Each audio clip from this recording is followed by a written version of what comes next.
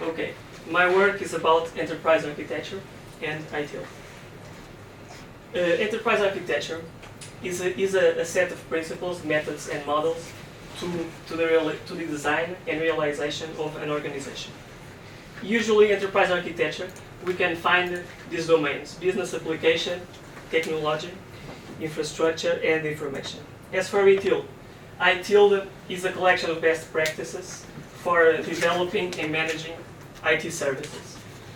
So what is the problem about this? It's because nowadays in organizations there are parallel EA and ITIL programs. And how does this happen? There's architects that design organizations and information systems, and then the IT departments use ITIL to manage the service. And there is no collaboration. There are independent teams. There is duplication of the investment, of costs.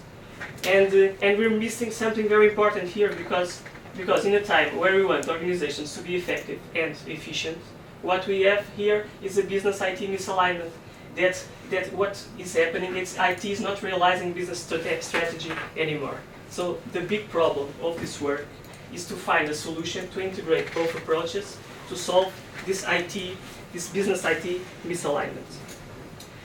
For the research methodology, we'll use design science research, where we identify a problem, we define objectives, we build artifacts, we do a demonstration and evaluation, and then we communicate our results.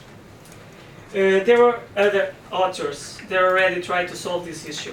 There was Brown and Winter that proposed a service-oriented architecture approach. There was Nabilava, who suggested to add another layer to enterprise architecture, to add a service layer. And there was some work about Thorne and Sant that they try to relate both approaches and define the scope. I find interesting the work of Sante. I agree with most of all, because like we see here, is a good model about how architectures and ITIL should behave. We have architecture with the strategic and tactical part, and ITIL with more the operational. And as for this picture, we can see how ITIL doesn't care about business architecture, and enterprise architecture doesn't care about IT services. With this kind of model, we can keep business IT aligned. Now, so what are the issues with this related work? What happens is Brown and Winter is limited to ITIL v2, so it's outdated. Navioli has this idea of a new service layer, but doesn't define how this layer integrates with the others. Santi and Thorne's approach, like I said, we agree with them, but they don't give us a unique body of knowledge, a unique solution. They give a mapping between the two frameworks. And moreover, and more important, none of the approaches give models or a formal representation of the solutions. So what is our proposal? Our proposal is to build a new enterprise architecture with principles, methods, and models to solve this issue. Enterprise architectures in general doesn't tell us how to design an organization that manages IT services. Because its work is about designing all the organizations, but we want to narrow it down. We want an enterprise architecture, a specialization for organizations that have IT service management as a main concern. So we had several stages in our proposal. Our first issue was about seeing how ITIL related with the enterprise architecture approach. And we were reading ITIL and talking to people, to experts, and realized that everyone seen ITIL as a process information architecture. And we thought ITIL is not just that. ITIL has all the other layers of enterprise architecture. So we tried to model ITIL in all the layers. So to integrate both approaches, they speak the same language. So we found a common frame of reference. That common frame of reference was the Archimate modeling language to model enterprise architectures. So we started by building a concept map from ITIL to Archimate. And then, with that concept map, based on that concept map, we designed a full set of models, one for each of the ITIL books, and the whole set of our work is the ITIL representation of all the 26 processes and functions. Here we have some examples. This is an overall ITIL model, and where we see it's the part of business, application, infrastructure, and it's an overview of ITIL. And we can see that ITIL has indeed elements in all the domains of enterprise architecture.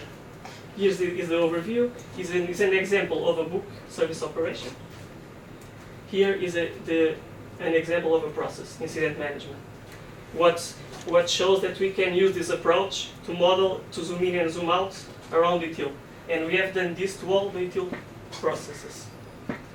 At this point, we had already answered lots of segments framework questions. We had the what, where, when, who, and how. But we didn't have the why.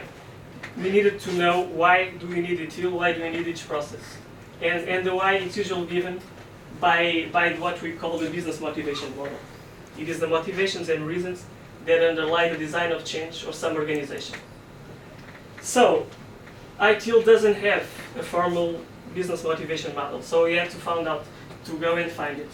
We read the books, we found a model, we built a concept map between this ETL motivation model and an Archimate extension. It's a motivation extension.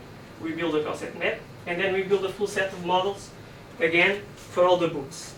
This is an example, this is the ETL overview. We have drivers, assessments, goals, requirements, and which book realizes each requirement. This is for an overview of ETL, service operation, incident management as an example. So this is actually an example. We have got all process, and we can see why do we need ETL, why we need each process ETL, what requirements are we solving by ETL. So this was our motivation set of ETL. So by now, we already had principles from the motivation, we had models, but we didn't have yet a method. So we began to think, how can we use a method to relate enterprise architecture and ITIL? And so we thought, well, implementing ITIL in an organization is just the same as any architecture change.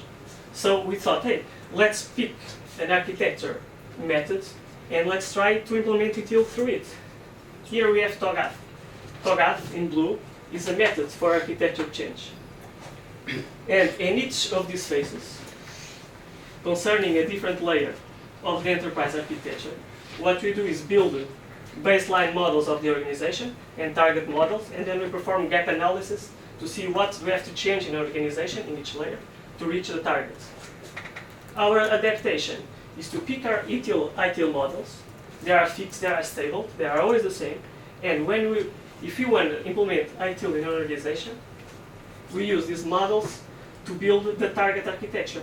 And now the architect can see what he has to change or buy or develop for the organization to reach those targets. So by now, this is our definition of the architecture. We have the principles that come from the motivation models. We have methods. At this moment, we have these methods I showed you to implement ITIL. Then we'll have another method to implement IT services based on TOGAF and on ITIL service design and transition. And we have models. We have the ITIL core model, the ITIL motivation, and there's a set of models we are yet to do. It is the ITIL evaluation. It's to represent the value of each ITIL process, which is represented also in Archimate right now. So this is our proposal. We have already performed the demonstration. There's something that is called Archissurance. It's a well-known Archimate case study. It's a fictional insurance company. And for the sake of demonstration, we decided to implement ITIL on it with our methods. So I just brought a few examples. This is the motivation why Archissurance should implement ITIL. We began with the drivers, we made an assessment, we reached some goals. With the goals we had the requirements. This comes all from our models. And then by the requirements we come to our model, to the process that Archissurance must implement. So we pick our models and we join with Archimate. The green is our models, the blue is the baseline architecture. And we join both things, and there's application layer and there's infrastructure layer. And we can see how our ITIL building blocks fit in on the existing architecture and how the architecture must change to meet the new target. What an architect can do, if he has this target architecture, he can see which of these elements already exist in the organization and see what he has to buy, develop, or adapt to meet this architecture. So for evaluation we use the Wend and Weber method, the Moody and Shanks framework, interviews, and we'll submit papers to international conferences. For communications, we have already produced 3 papers about this work. We had 1 paper accepted in the International Conference Exploring Service Test, and we have two others under review on major information systems conferences. So, conclusions, main contributions. This is all artifacts from design that were created at this moment for this work. We have a concept map, so this is all original material. A concept map between ETIL and Archimate, with ETIL elements through all the EA domains. We have a formal representation of ETIL in Archimate, a business motivation model for ETIL, a concept map between ETIL motivation and Archimate's motivation extension, a full representation also of ETIL motivation, an architecture method, and a demonstration on a company. For future work, it's basically what I have already told. It's formalization of ETIL principles, another method to implement the services, the formalization and the modeling of the ETIL evaluation model.